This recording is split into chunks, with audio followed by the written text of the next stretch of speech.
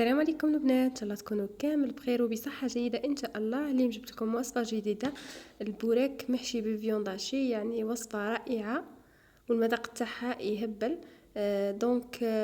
قبل ما نبارطاجي معكم الوصفه ما تنساوش تخلوا لي جنب باش تدعموني اكثر، يعني فضلا وليس امرا. طبعا ولاول مره تشوفوا القناه ما تنساوش دير لي ابوني. نروحوا للمقادير. اول حاجه جبت البصله، قطعتها بتي كاغو ودرتها مع الزيت نخلي عليها تكتك حتى هذيك البصله كامل تذوب لي هكا. هنا راح نضيف الفيون داشي، دونك ضيفوا الكونتيتي اللي عندك.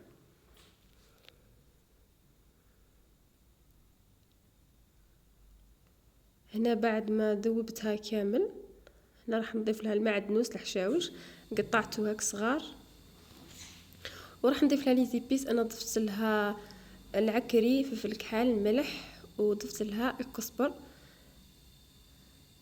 نخلطهم مليح ونعود نرجعها فوق النار. هنا كنت قطعت الزيتون قطع صغيرة عفوا، ضفت لها، يعني شوفوا لا فخص هذه رائعة.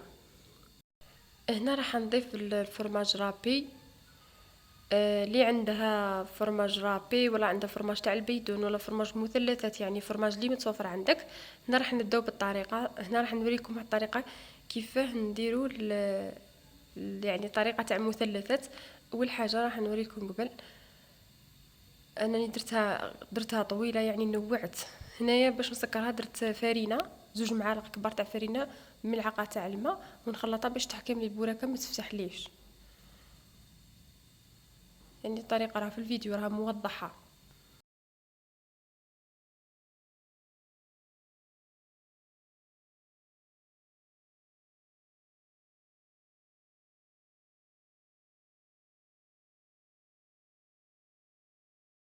هنا جبت لكم طريقه تاع المثلث. شوف هذيك حقا قسمنا الحبه على 2. هنايا شوف باش تحكم لكم هذيك تدوروها على بالعرض وتشدوها بالخليط تاع الفرينه في الكوتي تماك، ومن بعد ديروا لافاخس تاعكم الحشو تاعكم. ما ديروش كونتيتي كبيره باش ما تفتح لكمش، فهمتوها؟ ومن بعد تبداو تشكلوا فيها زعما عكس الاتجاه هكا. يعني الطريقه راها موضحه في الفيديو. يعني هذه الطريقه، شوفوا انا كنت قاعده ندير تاع مثلثات بصح والله غير تعلمتها. شوفوا فنانه.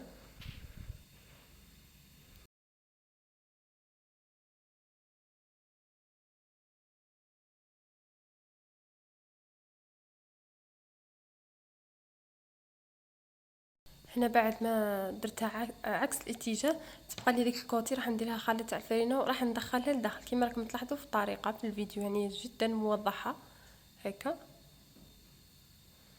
شوفوا لي الحبه كيف خرجت.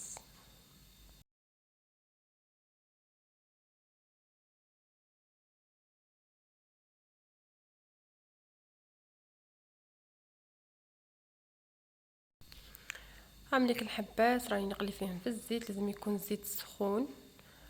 هاوليك الشكل تاعهم نهائي، شوفوا يجوا يقرمشوا والقوت تاعهم يجي يهبل. الوغ ان شاء الله يعجبكم الفيديو وتجربوا الوصفه. ما بقى لي غير نقول لكم تهلا في روحكم، نتلاقاو في فيديو جديد ان شاء الله لا بروشين فوا. باي باي.